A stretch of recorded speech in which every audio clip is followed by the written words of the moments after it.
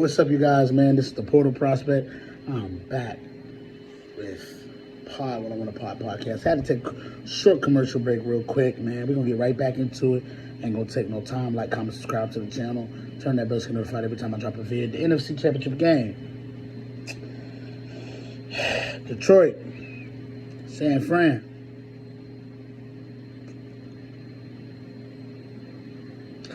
How many of you guys out there feel like it should be Detroit versus Kansas City in the Super Bowl? Raise your hand. Dan Cambell. It's okay to be different in certain situations. See, he was smart at this is what I don't get. He was so smart at the end of the half to kick the field goal, to go up by 3 possessions. That was a smart decision. It was underratedly smart because it put you up by 3 possessions, right?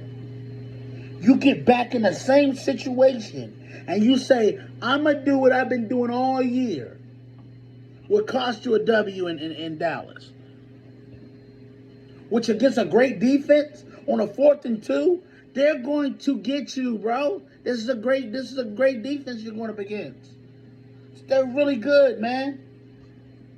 They're gonna make sure that they get Goff off his spot. They know that's the key. And when you gotta have it, and they got great players on their front line, they're gonna do it. Dan Cambell, it's okay to do different things in different situations. I'm not telling you not to be aggressive. That's not what I'm saying. But when you have a chance to go up by 3 possessions in the third quarter, you go up by 3 possessions in the third quarter. This is not it's not the end of the game. It's none of that. And then at the end of the game, you got a chance to go kick it and tie it. At least give your team that chance to tie it, man. All you're trying to do is put pressure on Brock Purdy. That's it.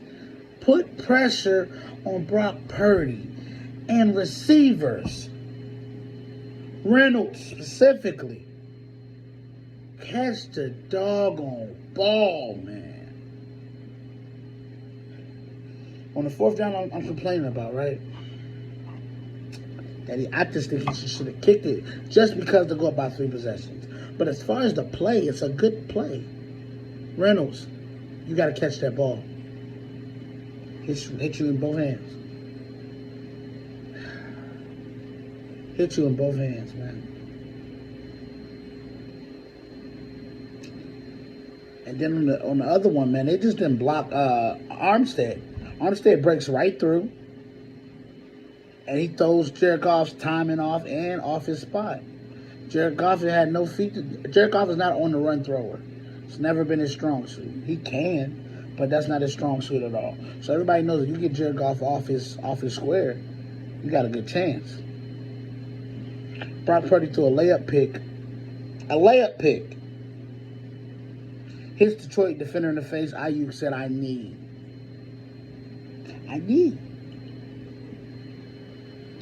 Momentum gone.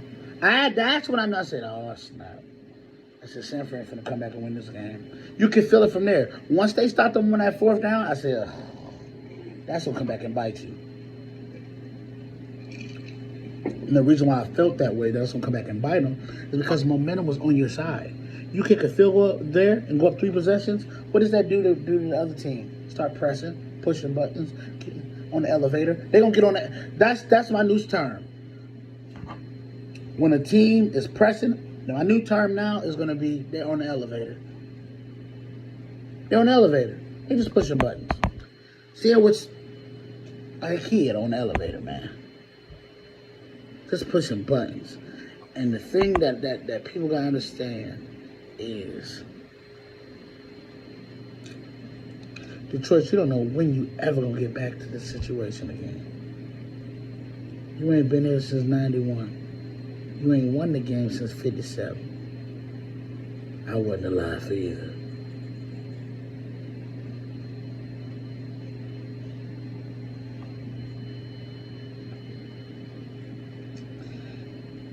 Dan Cambell has to look in the mirror and be like, dang, I might have really just squandered one of my only opportunities to get to the Super Bowl.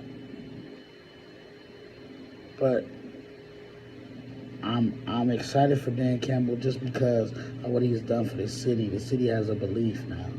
They believe they deserve to win. They deserve a winner.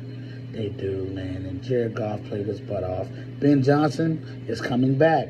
That's another news. Ben Johnson's coming back for the Lions. He's staying. He made that decision. That means a lot. So they're gonna have the same scheme back to back. You can work on some things. Jahmyr Gibbs, you come back better than ever. Secure the ball when you in the tackle box, man. When you're around all those big bodies, man, secure the ball. Montgomery played his butt off. They should have just stuck with the run game, man. They really should have. That'd have got him out the stadium. That run game would have got him out the stadium. That's why I try to tell folks, you got to run the ball. Baltimore didn't run the ball either. So that's what I'm saying. Teams got to run the ball, man. Because, I mean, Detroit did. They rushed for dang near 200 yards in the first half. It's like 138 or something like that. Over 100, though. You just come out and keep doing that. Regardless.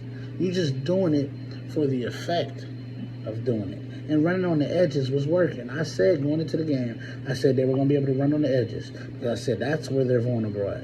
You run the Chase Young side because that's where he's vulnerable at in the run game. Because a lot of 4-3 DNs are not good at the run game. It's rare that you find a DN that's really good at run game.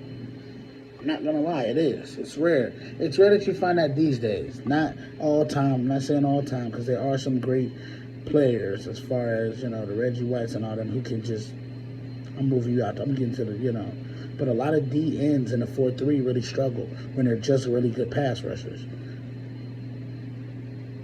That's why Myles Garrett, to me, is not Defensive Player of the Year because you just pass rushing. You're not even the best at that. But that's PFF is for another day. But yeah, man, I thought that Brock Purdy showed me a lot in this game. Every throw mattered in that second half. And he delivered. He got gifted and he delivered. That's the good part. Because it was not perfect. He was not perfect this game. He was down by 17 and a half. He marched him and he kept him. And then he, unlike Lamar Jackson, when the run presented itself, he took off and got first downs. Because it started opening up to where it's like, oh, I'm gonna use my legs. He timely runs, man. I wouldn't tell Lamar to turn into Barry Sanders out there and just run. I'm saying when you see a lane, my guy, your gift is your feet.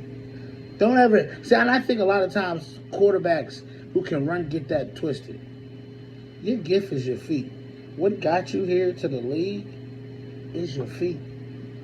You better not forget about that and lose games because of that. So, but yeah, Dan Campbell got to look in the mirror, man. But they're on the right track. Just got to come back stronger and better. And just to wrap up the show, Authur Smith is the new coordinator of the Pittsburgh Steelers. So what I'm going to do Thursday, we're about to start doing film study on starting Thursday. So what I'm going to do Thursday is we are going to break down film of, because the Super Bowl is in 2 weeks in Vegas. So we this Thursday, we won't make no picks. But we will break down his offensive scheme. And then at the end, we'll both come to the conclusion whether this offensive scheme works for the Steelers currently constructed with either quarterback. Does it work? So we will break all that film down. And then after the season is over with, after everything is done, we will be doing Road to the Draft. And Road to the Draft is going to be a film study series that I do with you guys on here where I'm breaking down film of the top prospects in the country and basically seeing who's the best, who's most NFL ready, who has the most upside, who has the lowest ceiling, who has the highest floor, all that kind of stuff. So, and we'll break all that down, y'all. We're really going to be doing film study. So I need you guys to tune in watch it, like, comment, subscribe to the channel, turn on that bell so you get notified every time I drop a vid. This is Pod When I Want to Pod podcast. I will see you guys Thursday.